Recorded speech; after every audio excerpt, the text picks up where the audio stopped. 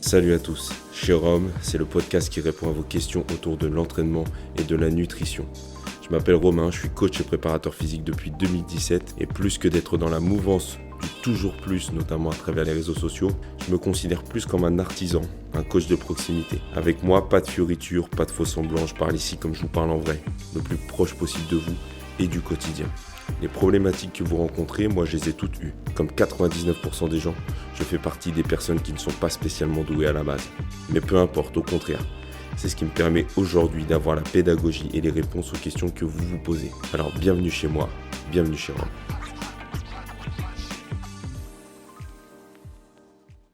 Salut à tous, bienvenue chez moi, bienvenue chez Rome. Nouvel épisode consacré à l'entraînement.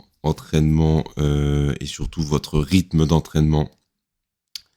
Comment je peux adapter mon entraînement à mon quotidien. La semaine dernière, on a vu un petit peu comment obtenir entre guillemets un physique idéal, comment dans un monde utopiste, pour la plupart d'entre nous, on peut obtenir un physique qui est mieux que 90% des gens.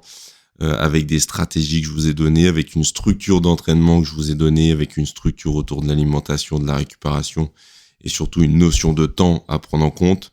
Là aujourd'hui, on va être un peu plus pragmatique, on va prendre plus en compte le contexte de la plupart des gens, contexte qui est souvent le même, boulot, enfant, réunion de dernière minute, rythme de vie assez complexe.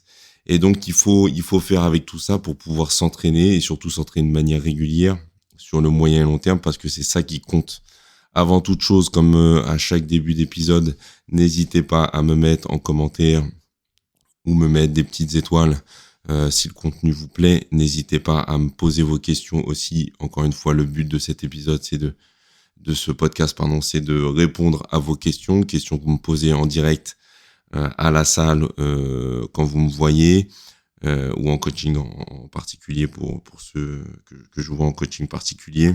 Et donc l'idée c'est de venir répondre aux questions que vous me posez en direct ici pour que ça puisse aider le plus grand nombre parce que je me suis rendu compte que quand même les questions que les gens se posent sont souvent les mêmes et même si ça me fait extrêmement plaisir à chaque fois de vous répondre en direct. Là, ça peut aider un plus grand nombre, donc c'est toujours cool, je pense, de potentiellement aider plus de gens.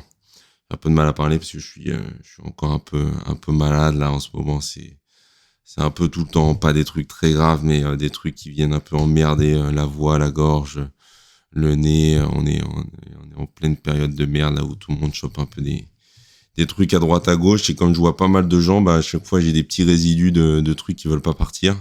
C'est pas très très grave, mais je sens qu'au niveau de la voix et au niveau de la respiration, c'est pas hyper clair. Donc désolé d'avance pour ma voix un peu écorchée et puis pour les sons non agréables. Aussi, je propose via mon site internet mrcoaching.fr, donc du coaching en présentiel pour ceux qui souhaiteraient se faire coacher sur un point particulier, que ce soit sur des exercices à corriger ou sur tout simplement ramener une nouvelle méthodologie, une nouvelle façon de s'entraîner qu'on pourrait voir ensemble durant le coaching. Pour les personnes qui ont aussi des douleurs articulaires, douleurs musculaires, peu importe.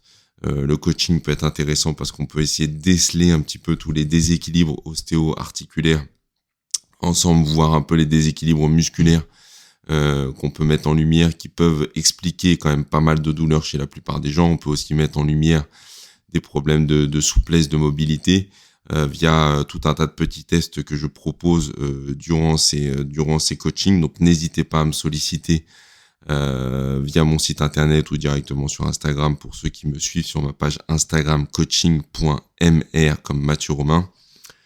Et je propose aussi également du suivi à distance, donc un véritable suivi, un accompagnement avec lequel vous allez pouvoir vous appuyer sur une programmation totalement personnalisée que je vous fais tous les dimanches via une application qui s'appelle True Coach, sur laquelle je vous programme vos entraînements toutes les semaines avec au sein de la semaine des retours de ma part sur l'exécution de vos mouvements. Ce qui a de bien avec cette application, c'est que moi je vous mets en ligne vos entraînements.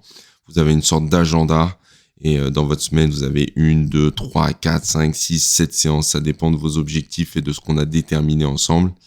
Et sur chacune de ces séances, vous pouvez me faire un retour vidéo sur les exercices que je vous propose pour que je puisse vous corriger techniquement et vous donner mon avis sur l'exécution de ces exercices par rapport aux paramètres de la séance que je vous expliquais en dessous. Et donc ça me permet de vous accompagner le plus possible comme on pourrait le faire en direct. Le gros avantage du suivi à distance, c'est que c'est très économique par rapport à du coaching en présentiel qui est un peu plus élevé en termes de coûts. Mais j'essaie vraiment de vous apporter la même rigueur et le même accompagnement que ce que je pourrais faire en présentiel. Donc n'hésitez pas à aller voir sur ma rubrique coaching à distance. Je vous explique un peu tout. Je fais de l'accompagnement bien sûr sportif, nutritionnel, et puis ça va au-delà quand on a des questions un peu dans tous les sens qui peuvent finalement être reliées à la performance. Pour optimiser votre entraînement et surtout atteindre vos objectifs, c'est le plus important. Dernier point, non, il n'y en a pas d'autre. Dernier point, je crois que c'était tout ce que je voulais voir avec vous. On va commencer directement l'épisode. Là, ça fait déjà 5 minutes qu'on a commencé. Donc la semaine dernière, on a vu de manière utopiste, comme je le disais en amont, comment s'entraîner pour obtenir le physique que 90% des gens n'auront jamais. Aujourd'hui, on va être plus pragmatique. Notre quotidien, pour tous, nous empêche souvent, parfois, de nous entraîner plus de 2 fois par semaine. On aimerait faire plus, comme beaucoup de gens, mais par manque de temps, par sens des priorités. Le sport, c'est pas une priorité quand même pour la plupart des gens. Je m'en rends bien compte. Il y a des choses qui sont mises en priorité, en avant. Donc la famille, bien évidemment, les enfants, le boulot, les choses très très pragmatiques de la vie de chacun font que s'entraîner plus de 2 fois par semaine, 3 fois, ça semble compliqué pour la plupart des gens. Donc moi, l'idée, c'est de vous donner une orientation par rapport à ça pour que vous puissiez partir sur quelque chose de le plus efficient possible et que vous puissiez, dans un contexte de santé, d'optimisation corporelle et de bien-être général, pouvoir vous entraîner de la manière la plus efficiente possible.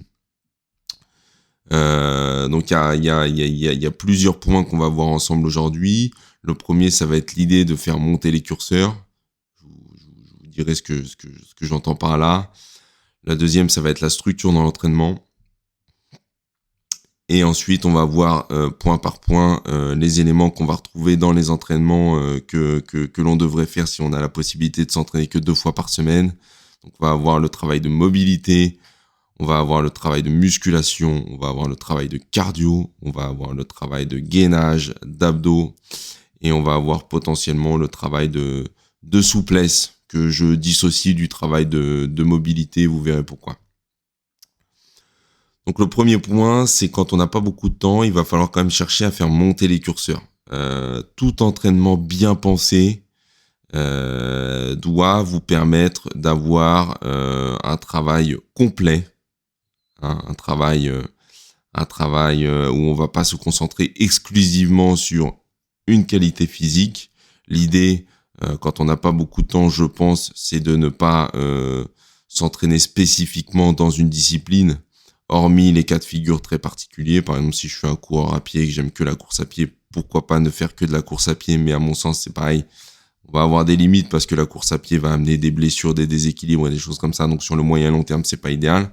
Donc, à mon sens, il faut quand même penser l'entraînement de manière globale. Et si on n'a pas beaucoup de temps pour s'entraîner et qu'on veut être, on va dire, réduire le plus possible les déséquilibres et réduire les contraintes localisées à certains endroits de son corps, il va falloir être le plus complet possible dans son travail. Donc il va falloir retrouver, donc comme je l'ai dit un peu précédemment, du travail de mobilité, du travail de renforcement musculaire à plus ou moins haute vitesse, et du travail cardiovasculaire. Voilà, dans les grandes lignes, ça va être ça. Il y a d'autres qualités qui peuvent bien évidemment être mises en avant, mais l'idée là, c'est pas trop de s'éparpiller, c'est de rester concis, parce qu'on n'a pas beaucoup de temps, encore une fois, et qu'on veut être optimisé, qu'on veut rendre efficace ces séances d'entraînement. Donc, si on part du constat que j'ai que 2 séances par semaine, si je sature une qualité physique, comme par exemple le travail musculaire par exemple, je laisserai forcément de côté l'aspect cardiovasculaire, qui va être très peu stimulé, voire pas du tout. Quand je fais essentiellement de la muscu, le système cardiovasculaire, il est finalement mis un peu de côté, et dans une optique, encore une fois, de santé et de longévité, c'est pas forcément ce qu'il y a de mieux. Et pareil, d'optimisation corporelle, pour consommer des calories, pour avoir un métabolisme qui fonctionne à une vitesse, on va dire, cohérente, c'est pas forcément ce qu'il y a de mieux. Surtout avec le temps qui passe, et surtout quand on commence à dépasser les 30-35 ans, il va falloir ajouter on va dire de la densité au niveau cardiovasculaire pour avoir une optimisation corporelle intéressante. Donc, faut voir l'entraînement comme des curseurs qu'on va faire évoluer. C'est pour ça que je parlais de curseurs. Et ces curseurs, on va faire en sorte de les stimuler de manière équivalente pour avoir le plus possible un entraînement équilibré et avoir un corps le plus complet possible, être capable d'eux dans plein de domaines. Donc la structure, le deuxième point, je rappelle qu'on n'a que 2 séances dans la semaine, donc il va falloir être judicieux dans sa manière d'aborder les choses. À mon sens, si on est débutant, il faudra pas hésiter à reproduire des séances qui se ressemblent, des séances qui auront la même structure, c'est pas très très grave. Des séances qui vont être divisées, ce qu'on appelle souvent dans l'entraînement par bloc de qualité physique. Donc, les qualités physiques, encore une fois, c'est celles que j'ai énoncées avant. Ce sont celles qui, à mon sens, sont essentielles dans une logique de longévité et de bonne santé. Quand on est jeune, il y a beaucoup de choses qui passent, mais quand on commence à vieillir, quand on commence à prendre de l'âge, quand on commence à avoir 30, 35 ans, 40 ans et plus, le corps réagit moins bien, et donc il va falloir un peu répartir les sources de stress et donc les capacités d'adaptation pour éviter d'avoir encore une fois, des déséquilibres et des douleurs et des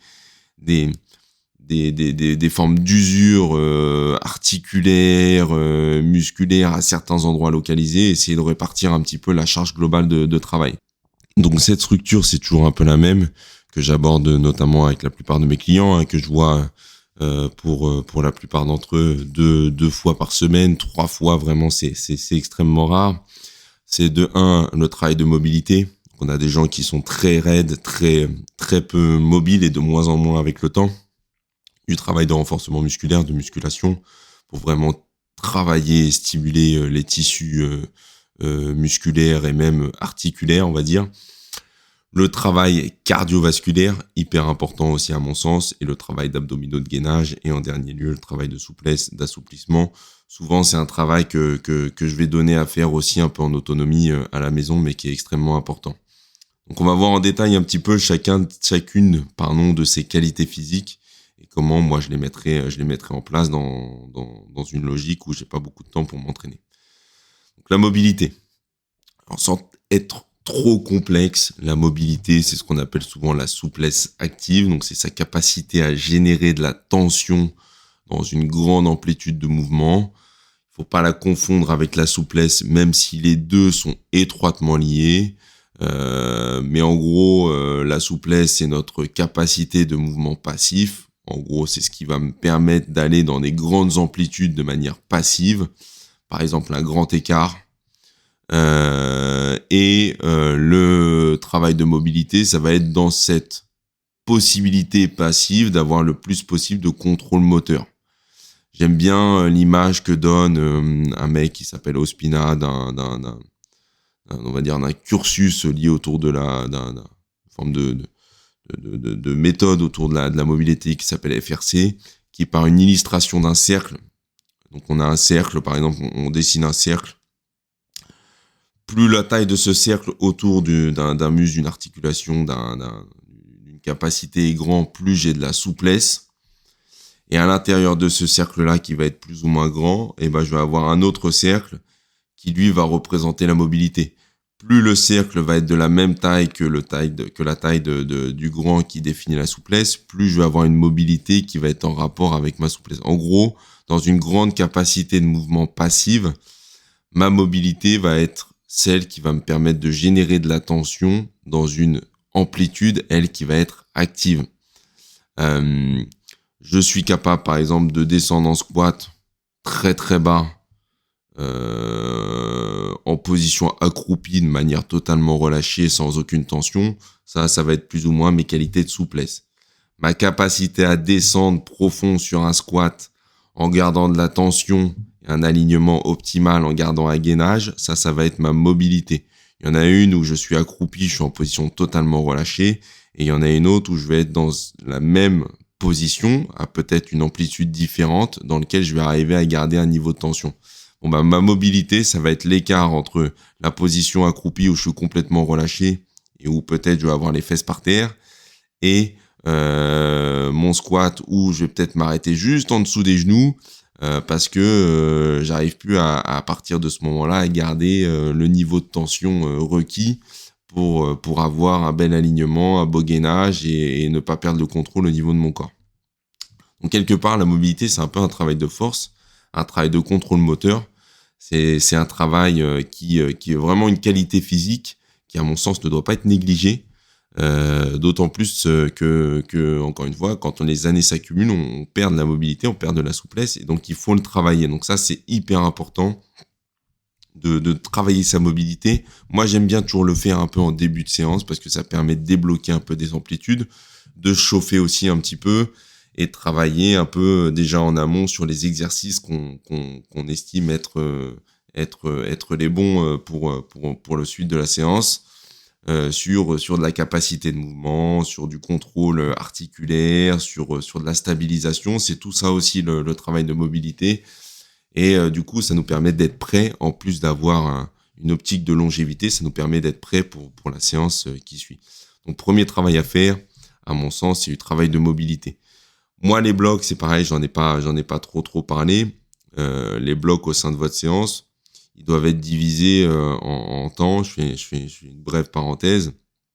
Je pense que si vous n'avez pas beaucoup de temps pour vous entraîner, je pense que c'est intéressant de faire des blocs qui n'excèdent pas entre 10 et 15 minutes pour pouvoir faire un petit peu tout dans chaque séance. Donc moi, ce que j'aime bien faire, c'est répartir un petit peu le travail en blocs de 10-15 minutes pendant lesquels vous allez travailler exclusivement sur chacune de ces qualités physiques. Donc, petit travail de mobilité déjà en amont sur 10 à 15 minutes avant de passer à la seconde étape, donc pour préparer son corps et puis pour débloquer un petit peu des amplitudes.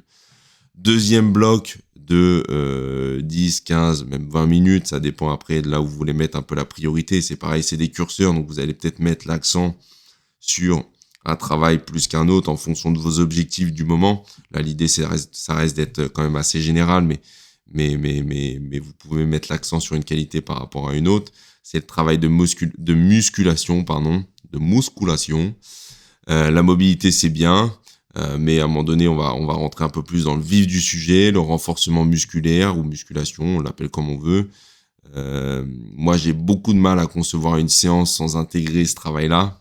Pour moi, c'est vraiment un travail essentiel. Encore une fois, d'autant plus quand les années commencent à s'accumuler parce qu'on a un phénomène qui s'appelle la sarcopénie qui intervient aux alentours de 40 ans. On va pas trop chipoter au niveau de l'âge, mais en gros, à partir de 40 ans, on perd de la masse musculaire de manière naturelle. Notre corps se dégrade avec le temps. Il y a tout qui se dégrade et en fonction des gens, ça se dégrade plus ou moins vite. Et en fonction de ce qu'on a fait précédemment dans sa vie, ça se dégrade plus ou moins vite. Mais en gros, à partir de 40 ans, on a un tout petit pourcentage de masse musculaire qui s'évapore et qui s'accumule au fur et à mesure des années, du coup. Et donc, c'est pour ça que quand on commence à bien vieillir, on a une masse musculaire qui disparaît vraiment. Donc, pour minimiser ce phénomène de sarcopénie et pour minimiser la perte de force qu'on va avoir, liée justement à cette perte de masse musculaire, il va falloir intégrer un travail de renforcement. C'est pour ça que moi, c'est un travail essentiel que je mets toujours, même si c'est pas l'objectif prioritaire de la personne et que la personne, par exemple, est plus concentrée sur un travail cardiovasculaire, ne serait-ce que pour limiter cet impact négatifs que peut avoir la sarcopénie ou peut avoir une non-stimulation du système musculaire, je mets toujours du renforcement musculaire, du travail de musculation pour stimuler cet élément-là. Pareil, tout ce qui est notion de déséquilibre musculo-articulaire va être potentiellement réglé avec ce travail-là. Donc pour moi, c'est essentiel de mettre en place de la musculation. Alors, c'est sûrement aussi relié au fait que je pratique ce sport-là depuis maintenant des années et des années, donc j'y accorde une importance particulière. Mais voilà, si je veux être très pragmatique, c'est aussi pour les raisons que j'ai évoquées avant. Et donc c'est hyper important de travailler en musculation.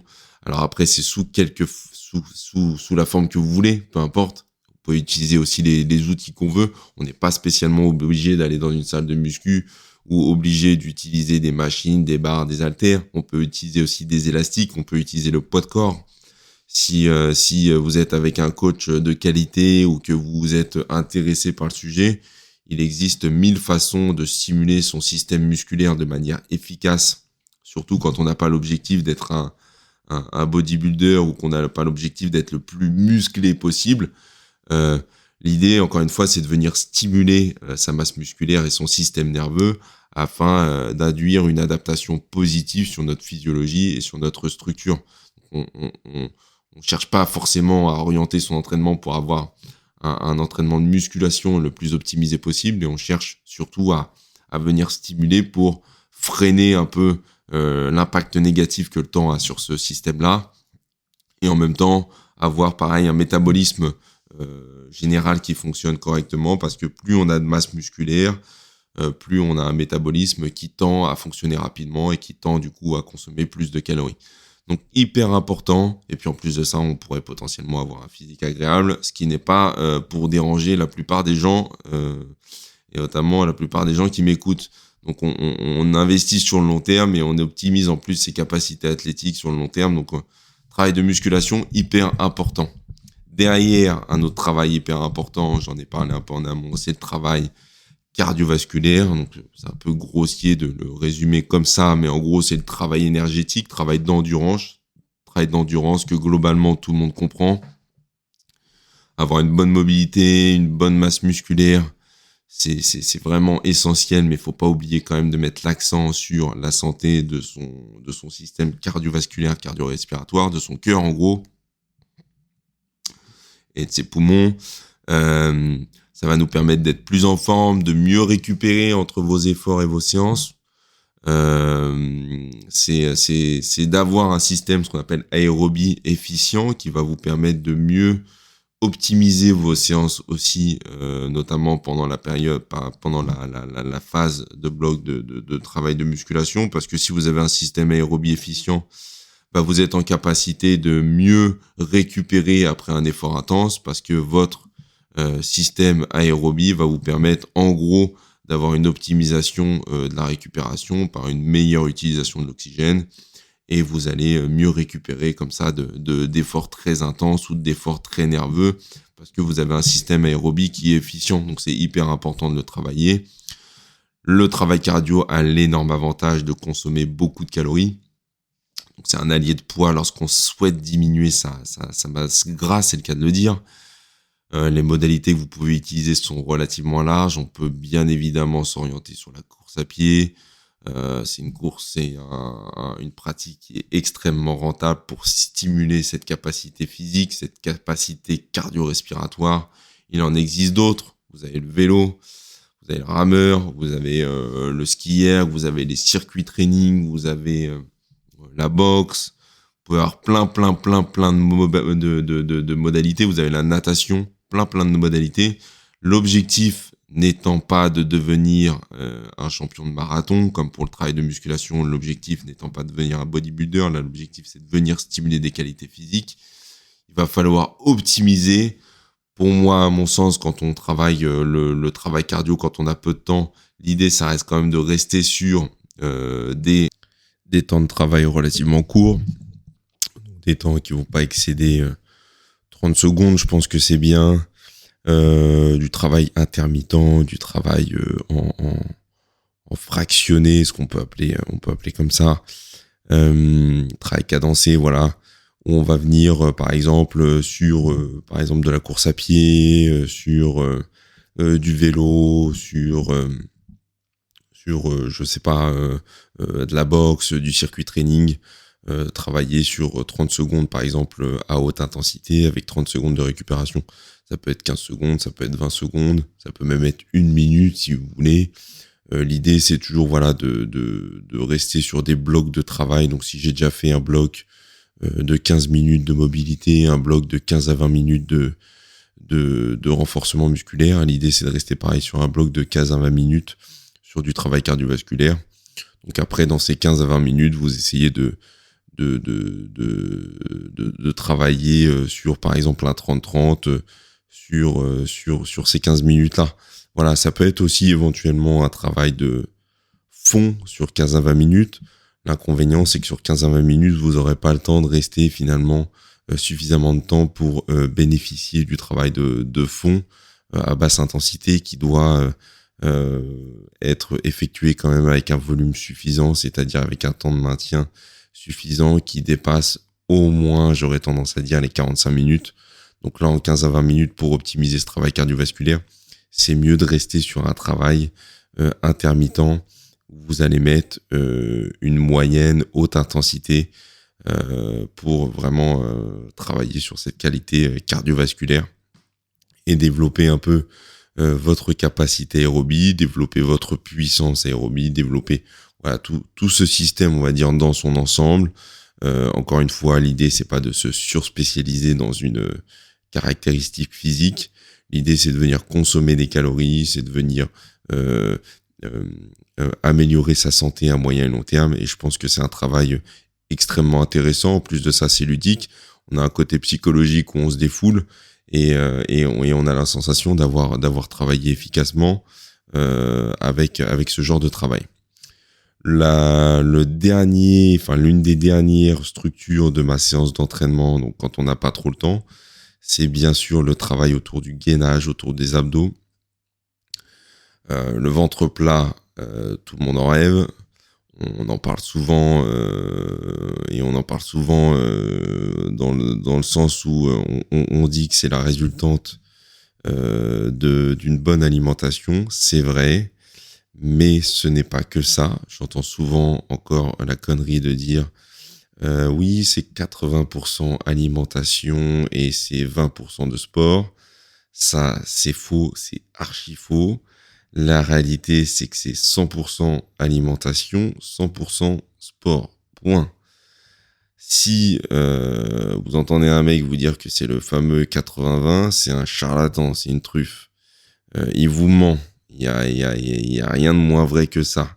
L'alimentation, c'est hyper important, au même titre que le sport. Si vous placez 80% de votre attention sur l'alimentation, mais que vous vous entraînez comme un manche, vous n'aurez aucun résultat. Si vous portez 100% autour de l'alimentation et 100% autour de l'entraînement, vous avez toutes les chances d'obtenir les meilleurs résultats possibles. Et c'est la seule manière, d'ailleurs, à mon sens, d'obtenir les meilleurs résultats possibles. En faisant de l'à peu près, on a un physique à peu près, comme le disait une personne, un coach que j'entendais dans un podcast, il a totalement raison. Pour être sûr, entre guillemets, même si on n'est jamais vraiment des résultats qu'on va obtenir, il faut être 100% investi, aussi bien dans l'alimentation que dans le sport. Et donc, le gainage et l'entraînement des abdos est hyper important. Il est hyper important aussi dans un but de santé générale. Donc, c'est un aspect que j'oublie jamais. Pour moi, c'est primordial, surtout quand on passe un certain âge, quand on passe 35, 40 ans. C'est hyper important de prendre en compte cet aspect santé. Et il devrait même être pris en amont, c'est-à-dire plus jeune, mais quand on a la fougue de la jeunesse, quand on est animé par la progression, on l'oublie un petit peu, moi le premier. Mais c'est vrai que c'est hyper important parce que ça va avoir le travail de gainage, le travail abdominal, surtout le travail de gainage, va avoir la capacité à maintenir une solidité, une rigidité, une stabilité autour de votre tronc qui va être essentielle. C'est le gainage, apprendre à son corps à résister contre des contraintes en gardant coûte que coûte de la stabilité et de la force, notamment au centre du corps. Le gainage peut être à différents niveaux, il peut même être au niveau de l'épaule, au niveau de la cheville, peu importe. Mais là, on parle de gainage surtout autour de la sangle abdominale.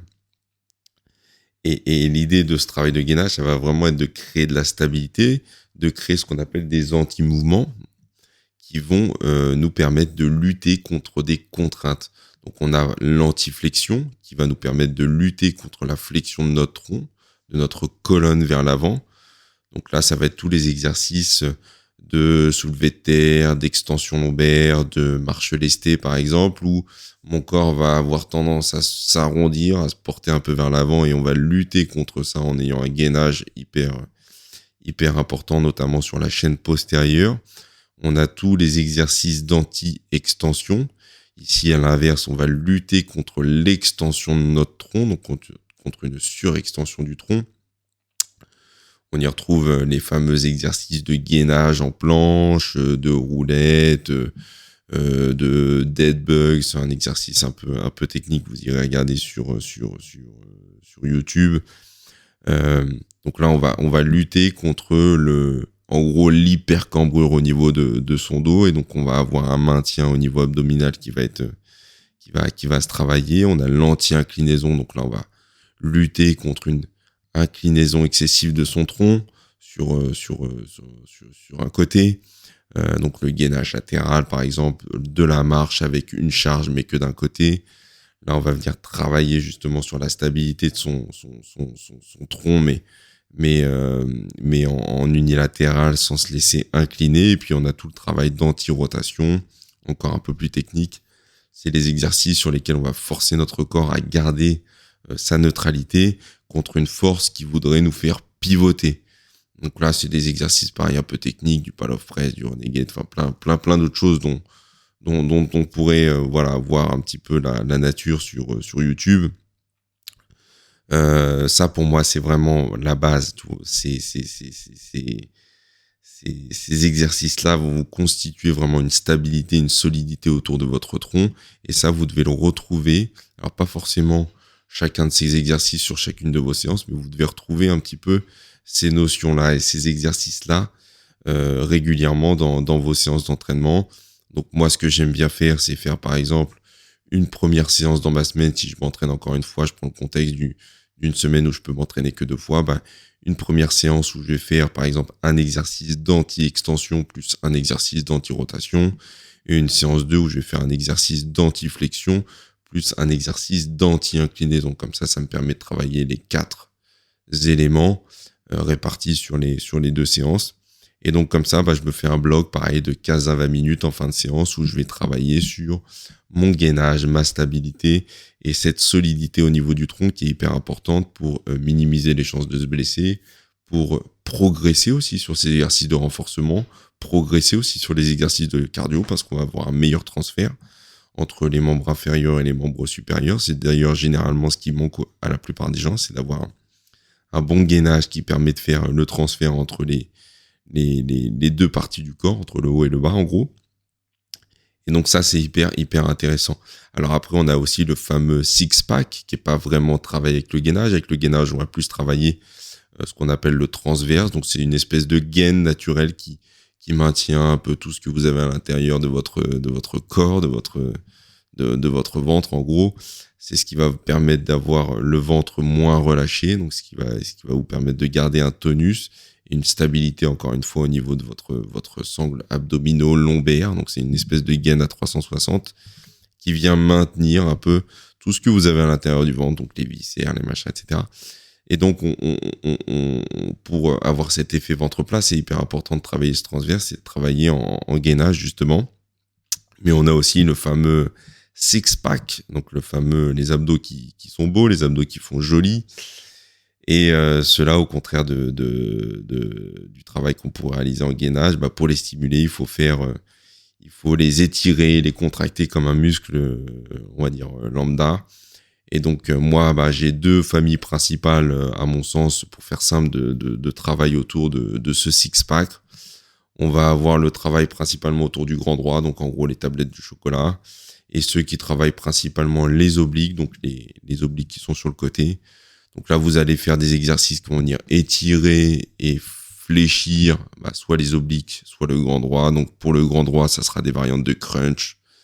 Ça peut être des sites, par exemple, avec un abmat ou des choses comme ça, ou des suspendus à la barre fixe, des relevés de genoux avec enroulement de bassin. Pour les obliques, ça peut être la même chose, mais en ramenant les genoux un peu sur le côté, ou des mouvements de rotation, ou des mouvements sur banc à lombaire, où je vais venir fléchir mon buste sur le côté. Enfin, je vous laisserai aller voir sur YouTube un peu tous les exercices. Et là, on va venir vraiment stimuler un peu plus la partie musculaire esthétique autour de la sangle abdominale, avoir quelque chose qui est moins de l'ordre du gainage, de la stabilité, mais qui est quelque chose qui est plus dans le mouvement et dans le développement musculaire. Donc voilà, ça c'est le dernier bloc à mon sens à travailler quand on a peu de temps dans sa semaine d'entraînement. C'est travail de gainage, encore une fois, hyper important, et travail éventuellement d'abdos si on veut avoir un aspect esthétique sur ces zones-là un peu plus intéressant. Je parlais aussi éventuellement d'un dernier travail, donc c'est le travail de souplesse que vous pouvez mettre sur cette séance d'entraînement un peu à la fin. Moi, je le préconise pas forcément en fin de séance, je le préconise plutôt sur vos jours de récupération, sur les jours où vous faites rien. Et le travail de souplesse, c'est un petit peu tout le temps. On a tendance à s'enraidir un peu avec le temps, même beaucoup. Et donc, à mon sens, il est extrêmement important de vous étirer pour déjà optimiser votre récupération et avoir une amplitude de mouvement dont on parlait au début en lien avec la mobilité. C'est extrêmement important pour moi de vous étirer. Donc, si vous n'avez pas le temps, faites-le en fin de séance. C'est pas forcément l'idéal à mon sens, surtout quand on recherche de l'assouplissement. Donc, quand on va rechercher du relâchement, chercher à, entre guillemets, à allonger son amplitude musculaire. C'est pas forcément en fin de séance, à mon sens, que c'est le plus judicieux de le faire.